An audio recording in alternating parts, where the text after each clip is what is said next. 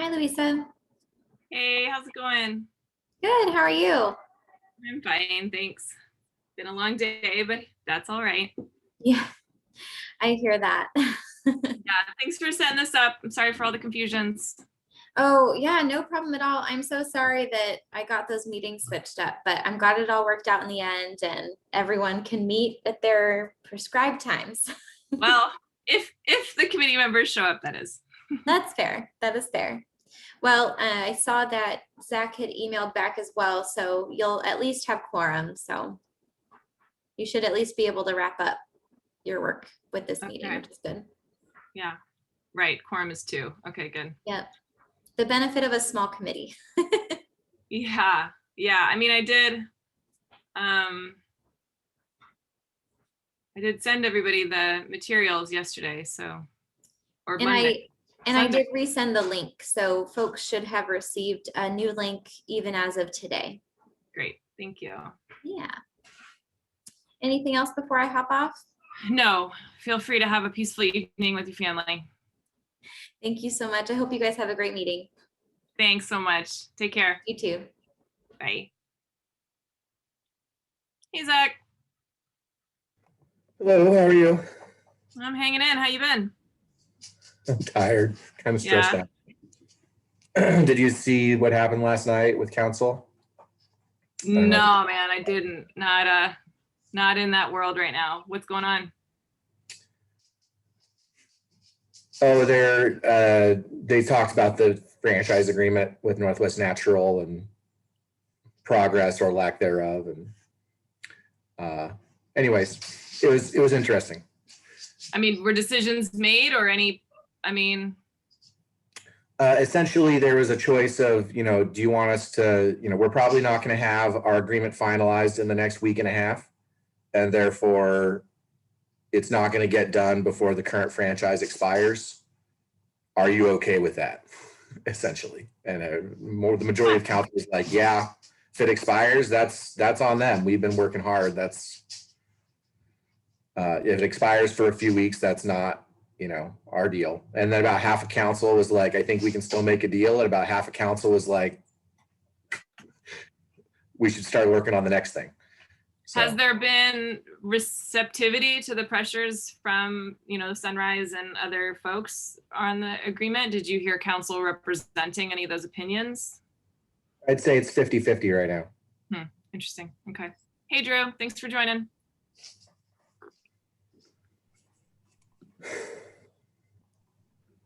Hello, sorry I'm late.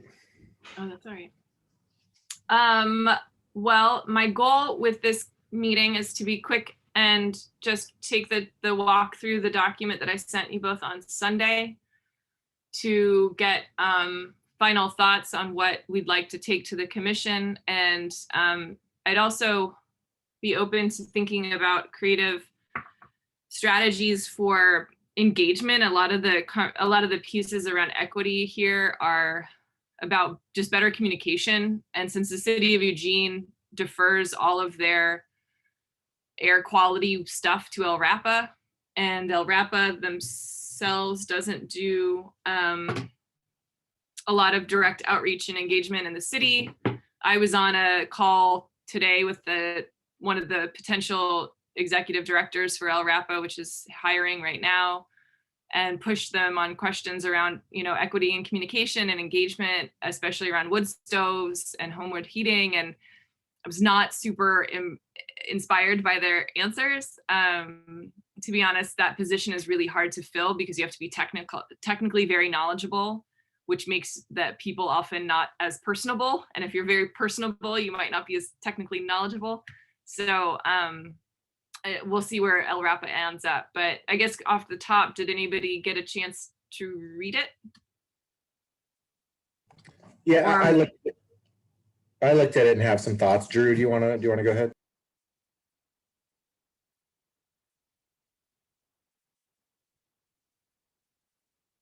You need to unmute, Drew. Sorry, I thought I had it in my folder, but it's upstairs. I've got to run up and grab it. Sure. So go ahead, Zach, and I'll go grab my copy. Well, I'll go back on mute here. So Zach, I went ahead and opened this as a Google Doc. I'd be happy to share my screen and we can talk through it with with your thoughts that way. That sounds good. All right.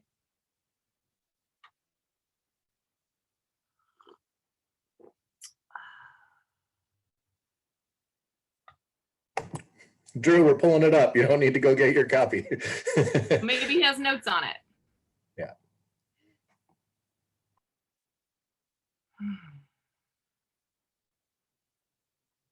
So how many hours in a day do you spend on Zoom, Zach? Because I'm up to like 4, 5.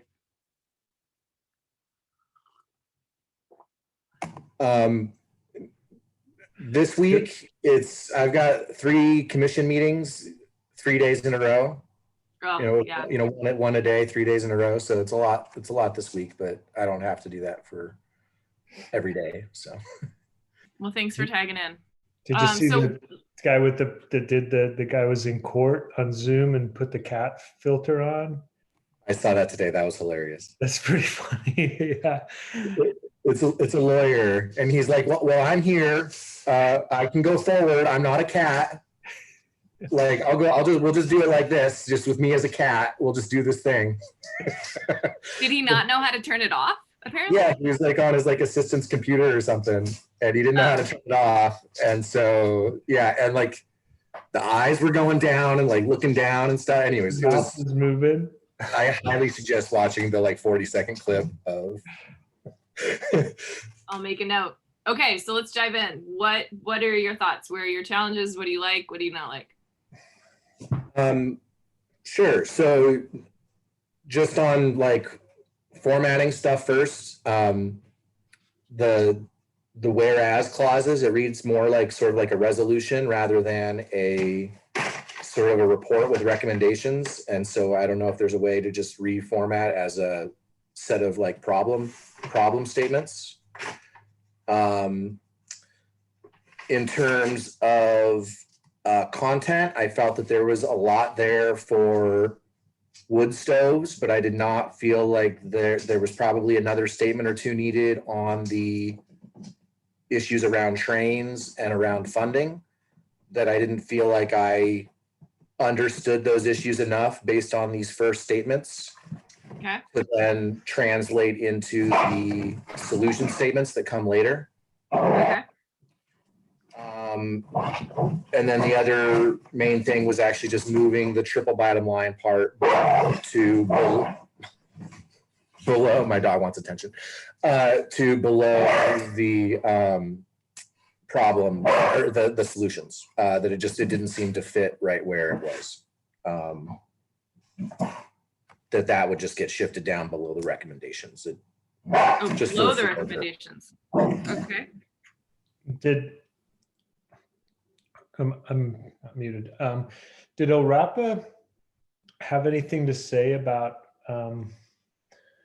trains idling? I remember long ago, back in early 2000s, mid 2000s, there was work on mobile sources and trying to get diesels and trains to not idle and use. Was there any discussion about that for reducing pollution? Yeah, so what we've heard is that because it's private systems on federal train systems, that that the city of Eugene has almost no jurisdiction was an issue. So, I'm gonna have to just excuse myself 1 second to help my son. I'll be right back.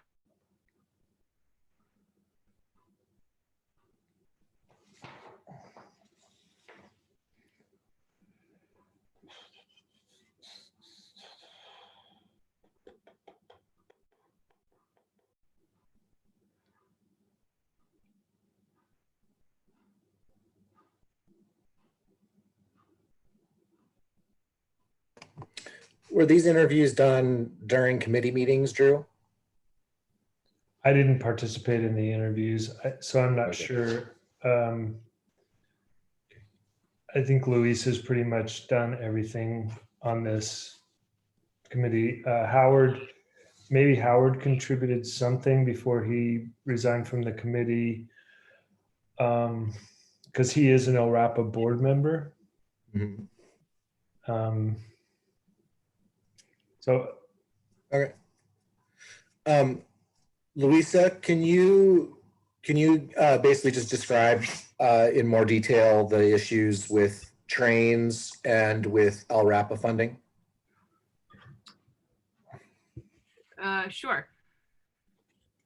So the LRAPA funding, very briefly, was at almost $1 per resident was the agreement with the city of Eugene that was on that level more or less up through 2008. And during the economic crash, it was cut to about 50 cents per resident and has not been increased since. And in interviews with Merlin and with Travis, they both mentioned that what was in that, agreement with the city, because they have, a chunk of their funds come from fines and fees for polluters, and then they have some small part of their budget comes from the cities themselves. And the part that comes from the cities themselves tends to go back into those cities in the forms of education and enforcement in the city limits. So if somebody has a really nasty wood stove in the city of Eugene, the only way that LRAPA would know or do anything is if somebody calls to complain. But their staffing ability across the entirety of Lane County to show up and do something about that, and materials that are developed, especially materials not in English, are super limited in terms of outreach and education and partnership building. So, they're not going to eWeb and talking about, when they're going and doing enforcement, they're not sharing materials about, you could have a ductless heat pump. You might be income qualified to get a free ductless heat pump. You could have other programs that would help reduce your reliance on wood heat. So funding that was cut in 2008 that was not restored was mostly around outreach and engagement, and that's the part of their staffing that was not recovered afterwards, was the understanding. I could not get a hold of an IGA that names that, but that's basically what we got from our interview with Merlin last year. And around trains, the issue is that the city of Eugene has almost no jurisdiction. I can't hear it. I made it so I can't hear it. It's on silent. So press the button on the side, up, up, up. Oh my God. Give it a shot, honey. I know you can try. I can't. Oh my God. All right, apologies. Be right back.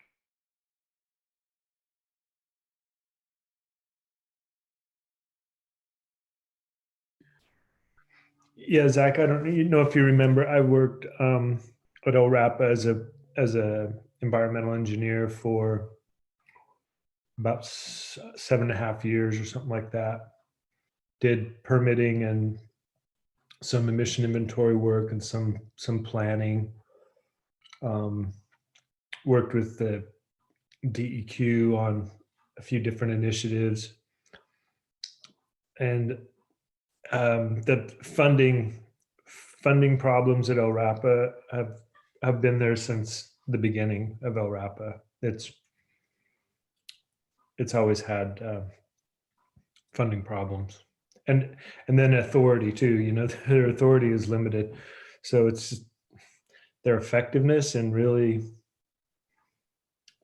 it's almost like they're the designated observer of air quality is sort of what they are. They do monitoring and report on how the air is, but their ability to actually affect change is pretty limited because of budget and because of authority limitations. It's got to kind of come from EPA to have mandates, regulatory mandates, and the federal government just hasn't had the political will for decades in this country to really set standards that are meaningful and have regulatory programs that make really clean up the air. But hopefully it's always hopeful that will change. Are they able to raise additional funds themselves, like through their fee and permitting programs, or are they not allowed to raise it above what like the state level is? You know, it's a funny thing with Title V is a big one. And before Title V, it was there's just a state permitting program, ACDP, which is air contaminant discharge permits, and that's a state regulatory program, and the state sets the fees, if I'm remembering correctly. Title V is like you're supposed to say, here's what it costs us to run the program, and then pass that cost along to the polluters.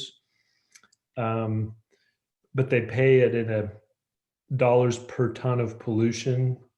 It's kind of the way that the fees are calculated. And if I'm remembering correctly, the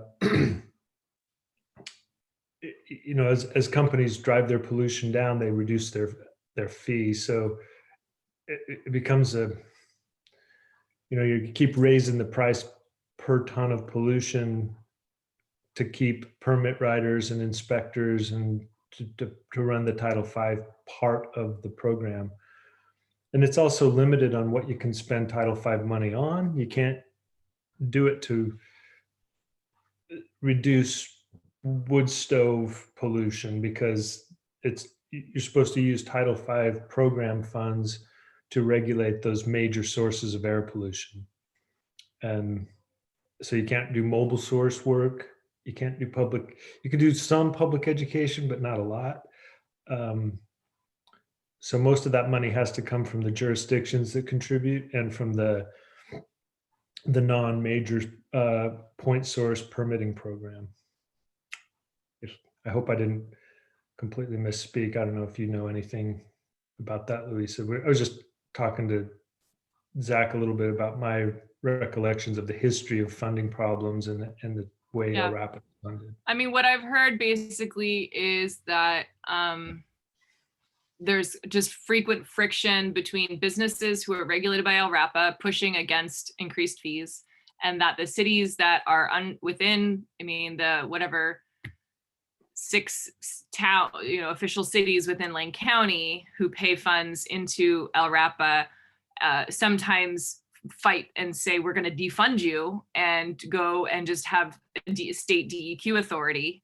And so there's a lot of reluctance on the part of the board of LRAPA to increase fees because the cities can say no.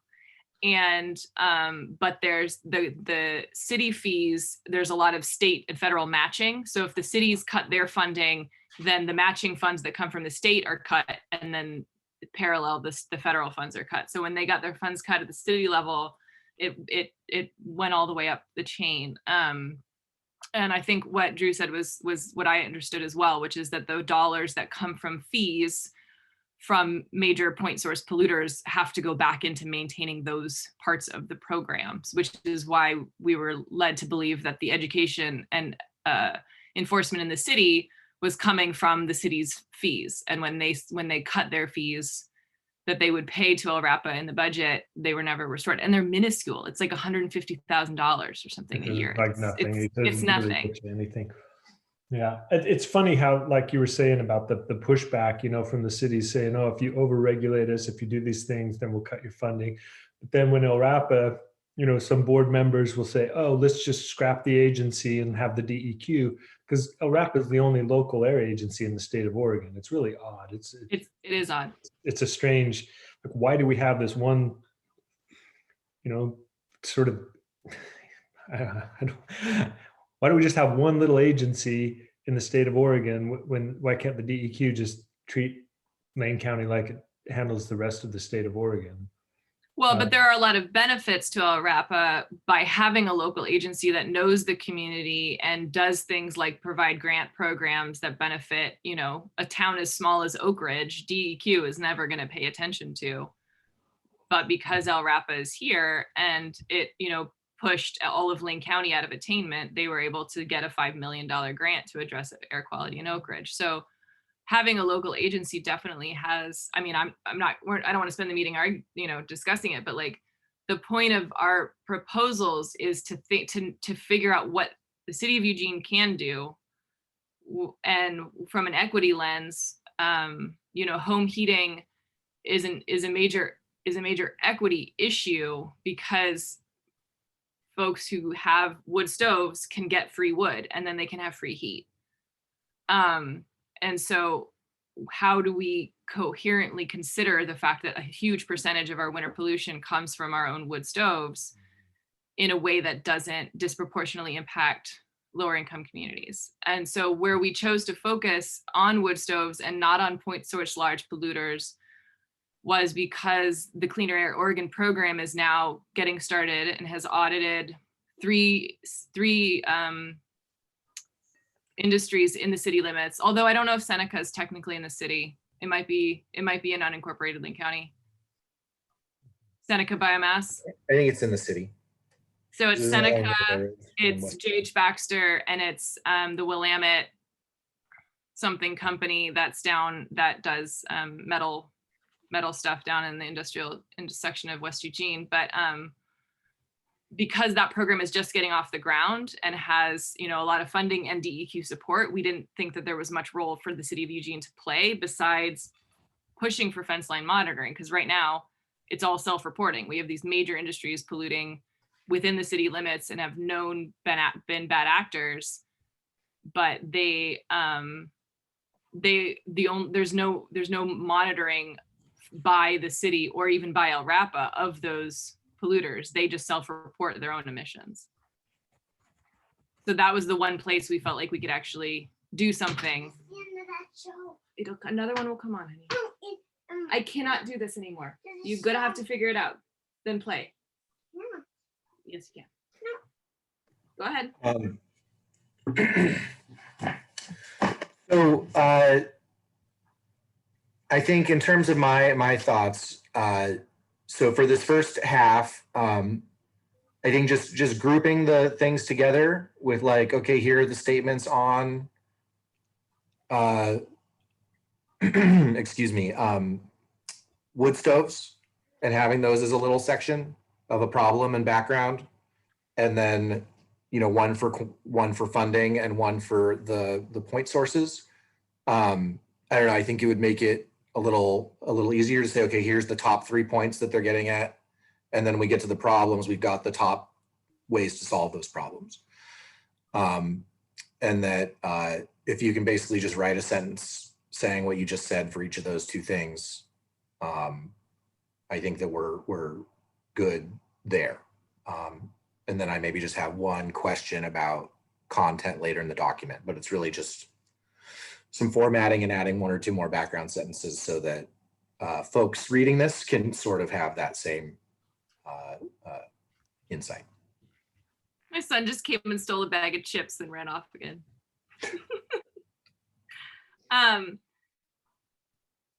Yeah, I mean, my goal was to kind of take it from the macro of the issue down to the specific of, why is this important within our community?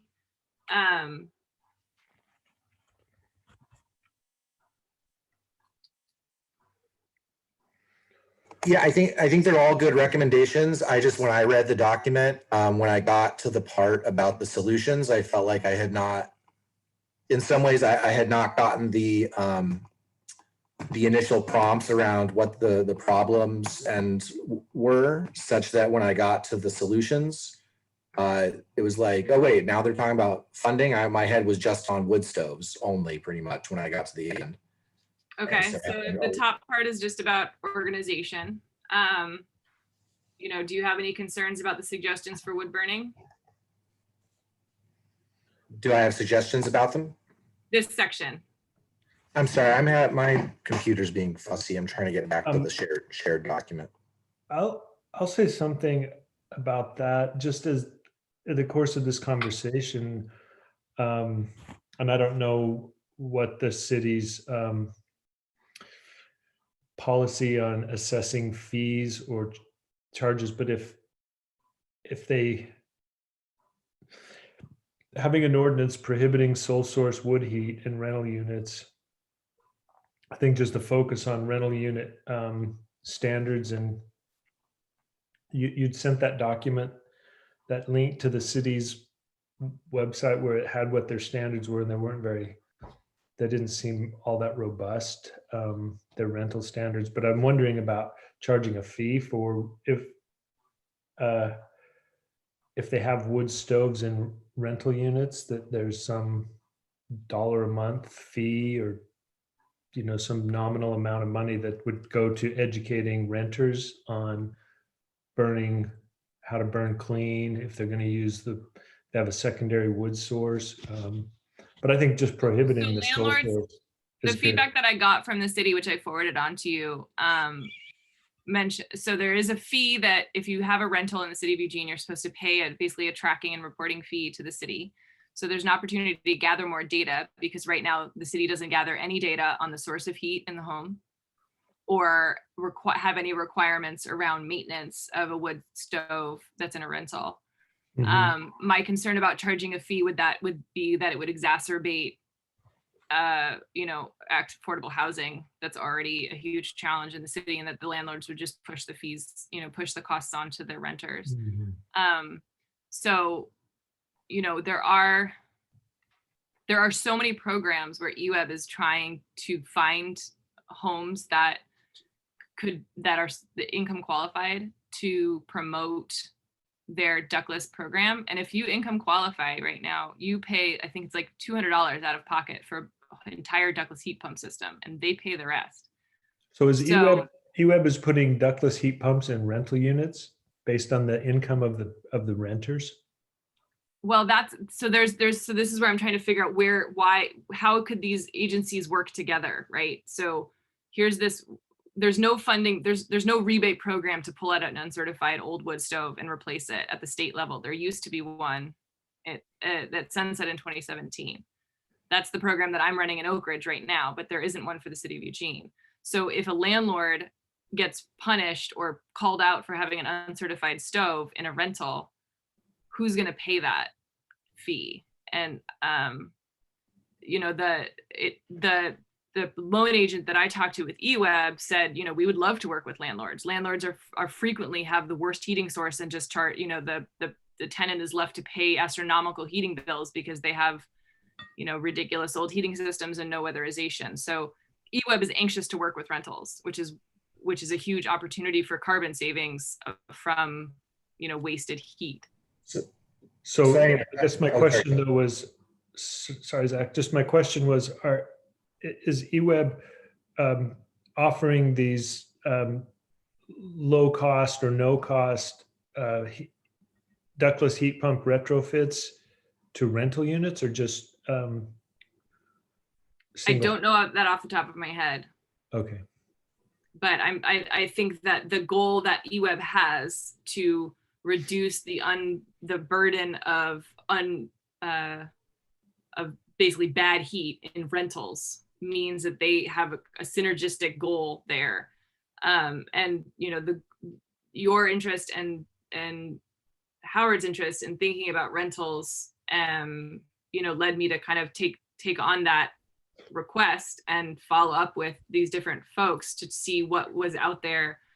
The big concern with sole source wood heat in a rental is that covered storage. So you're burning wet wood, you're burning whatever you can, whatever is available. And, things like annual maintenance of a stove has a huge impact on how clean it burns or how dirty it burns, and whose responsibility is that?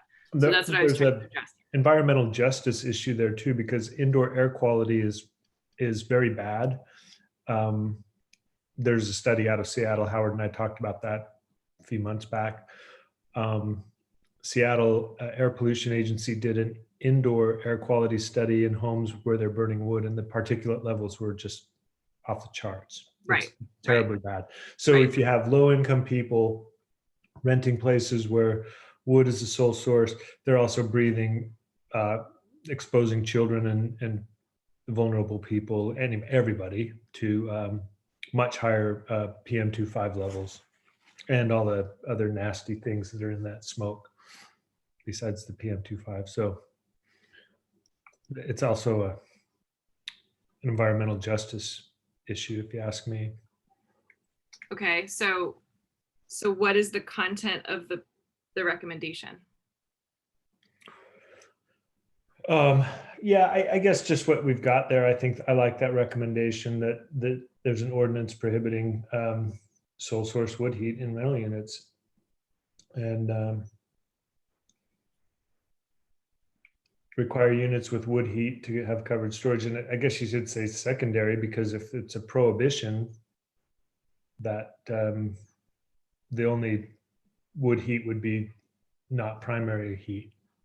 So maybe add the word secondary heat sources, have covered wood storage available.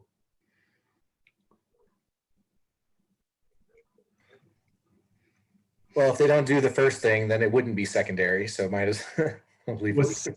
Yeah, if Yeah, I you do don't the know. first thing, it would only be secondary, right?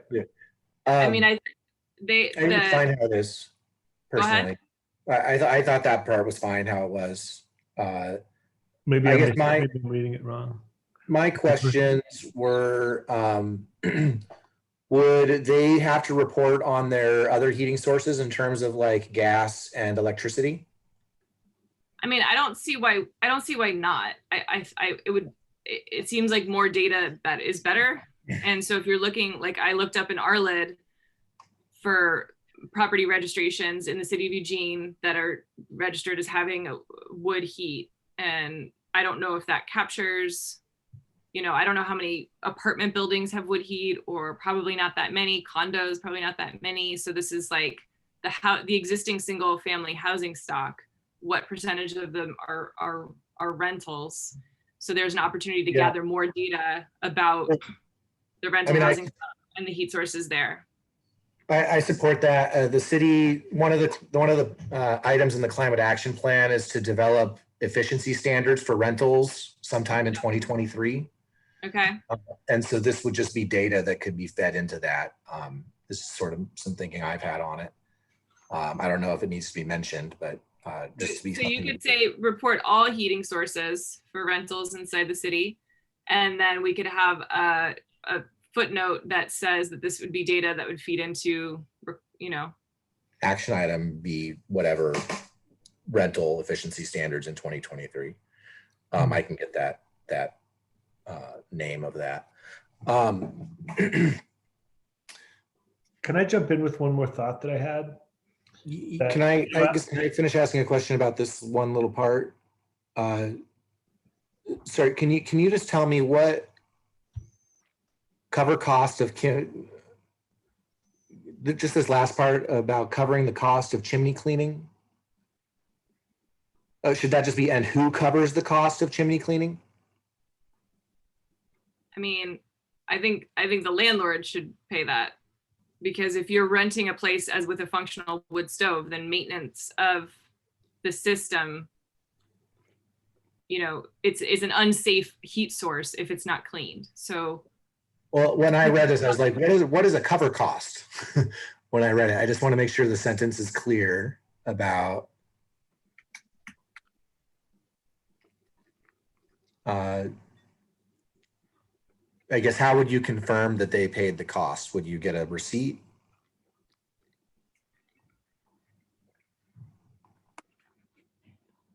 I mean, I think if a landlord is forced to fill out a form and pay a fee that they have a working stove in a unit, that the tenant should be made aware that exists, that the landlord claimed to the city that they paid maintenance, and then basically the entire system for rentals only works on complaints. You could have half a roof and rats running through, and no one's going to do anything unless the tenant complains. So I guess just for my own education. So I would put it on the website. I would say, as part of ordinance in the city of Eugene, if you have a working wood stove in your rental, the landlord should be paying for annual maintenance of your stove. If the landlord isn't doing that, you can file a complaint, right? Okay. So I guess would that be in the ordinance part of that? And well, so I guess for my own education, a properly maintained wood stove and chimney, I take it, should be cleaned once every year, like, every single year. Is that correct? Yeah. Okay. Okay. Yeah. I just wanted to make sure that it made sense, because when I first read it, it tripped me up a little bit. It seems to make more sense now.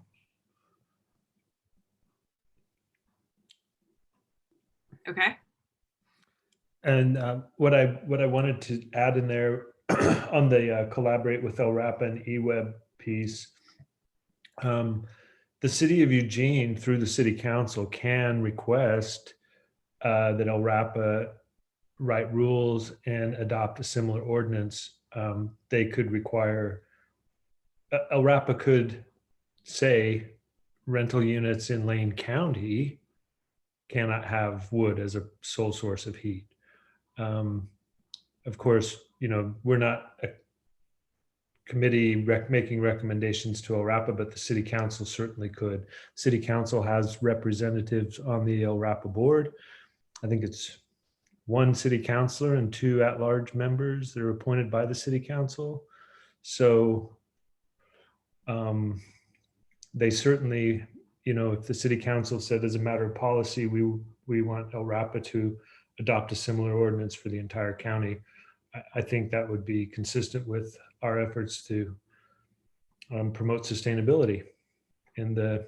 I mean, it's a little beyond the scope. It also would engender enormous amounts of backlash against an already vulnerable agency. So I don't see LRAPA doing that. No, I don't see them doing it either. But it's Okay. but sometimes you have to ask, right? Sometimes the city council should say we support this, and I think that's our commission recommendation. I would vote to have this commission recommend to the city council that they encourage LRAPA to adopt an ordinance. If you don't ask, nothing will happen. Of course, it's not likely, but I don't think anybody's going to waste a lot of time or lose a lot of sleep over it. I just think it goes beyond of what we're trying to do to tell the city what to tell the county. I mean, working in the rural part of the county with folks who are diehard wood stove people who, for income or freedom or don't tread on me reasons, like, I think that opens up a can that I'm not really willing to stand up for right now. Leave it out.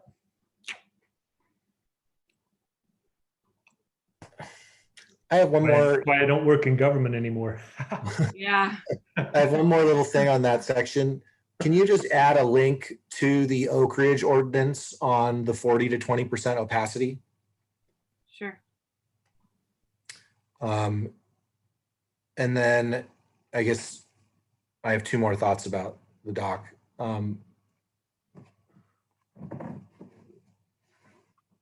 So one would be the interviews. Do you have like notes of those? Would it be possible to add those as like an appendix?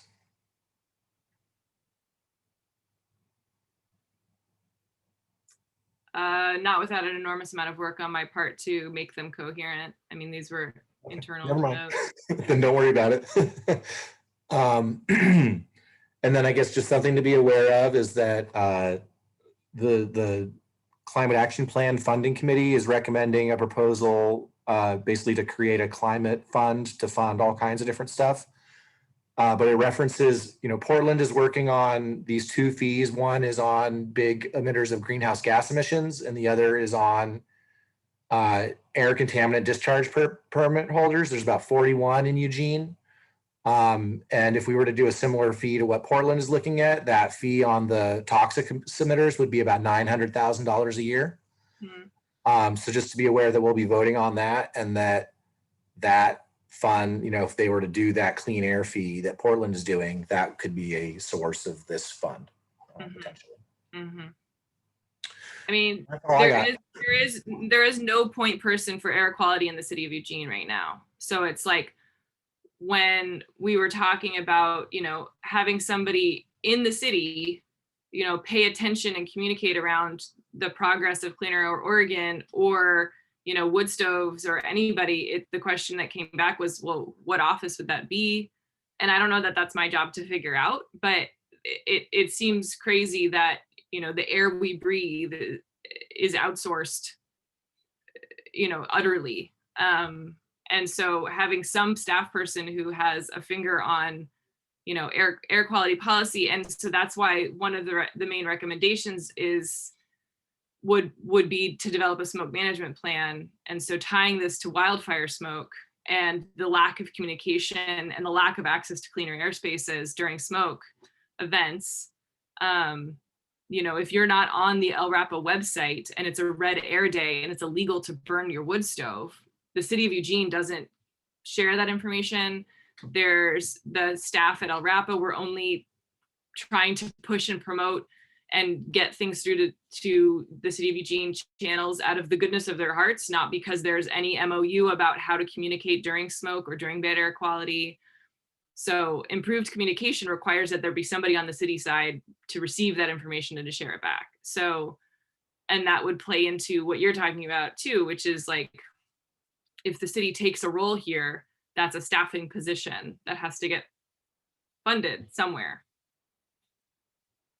Yeah, just to say, when I'm trying to get a session to present all three, the waste proposal as well as the funding proposal and this proposal to council. So we'll probably be back to back to back. So you can Okay. just say, oh, and you should pass that fee that they just talked about that can help fund this stuff. Uh-huh. Overall, I liked all of the recommendations. It was mostly just a flow issue, and then making sure that there were sort of problem statements to set up each of the suggested solutions.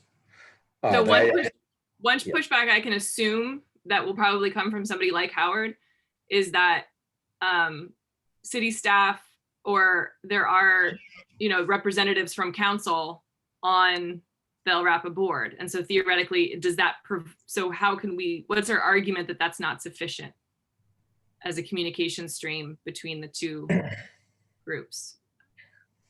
Does Eugene still have the air toxics program? Eugene air toxics program? It Or does. to the fire department? The air toxics board? Yeah, does the city still have that, right? And there's a guy in the fire department that collects the fees on toxic emissions in the city of Eugene. Oh, I didn't know anything about fees. I just knew it was a right to know of what, is being emitted. It was pretty technical, and I think they charge a fee to emitters, have to pay a small fee to fund the program. I think. okay, that hadn't been brought up before. But I'm just I wasn't wondering aware of if that person, if they have that person in the years ago, 15 years ago, the position was housed in the fire department, the toxic right to know staff person. And I thought that they were paid by fees collected through the program. So it seems like that would be a place where they could follow the reports from Clean Air Oregon. Just maybe tie those two things together, because they're both air toxics issues, right? I don't know. I mean, I guess I'm just saying maybe that's what we put in there, like, or just leave it like it is. It could if just that's true, I'm out of capacity to run down information. I think let the city staff do it.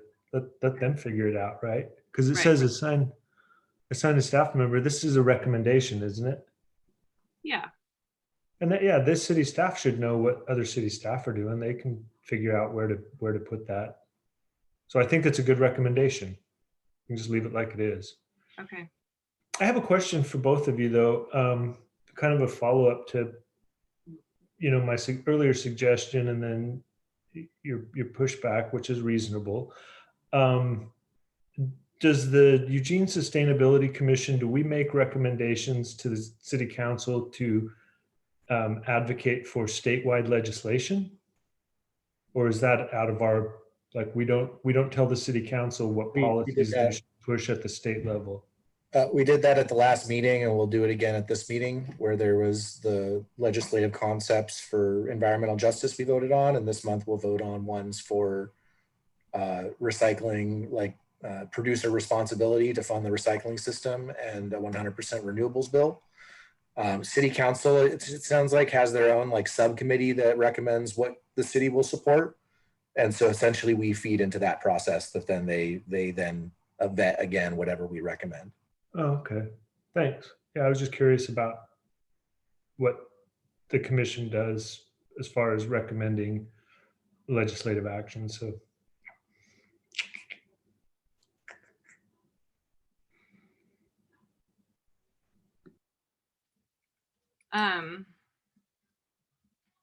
Okay, well,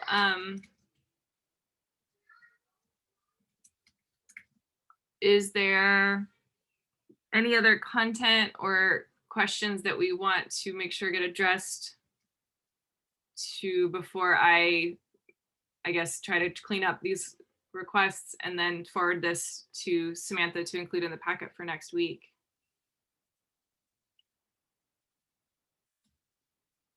No, it looks good to me. I will try and find the exact number and forward it to you in the next like 5-10 minutes on which action from the climate action plan that rental efficiency standards is. Oh, okay. I don't have anything else to add. Okay. Well, good. I'm excited to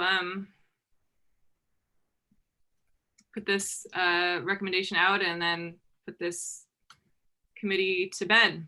And hopefully folks agree on the problem and some of the recommendations we've put forward. Great. Thanks for doing all this. this. Is your project, Louisa. You did a good job. Thank you. Appreciate it. Yeah, thanks for your time and joining in. And I guess we'll see you next week. Okay. All right. Have a good night, everybody. Thanks. Bye.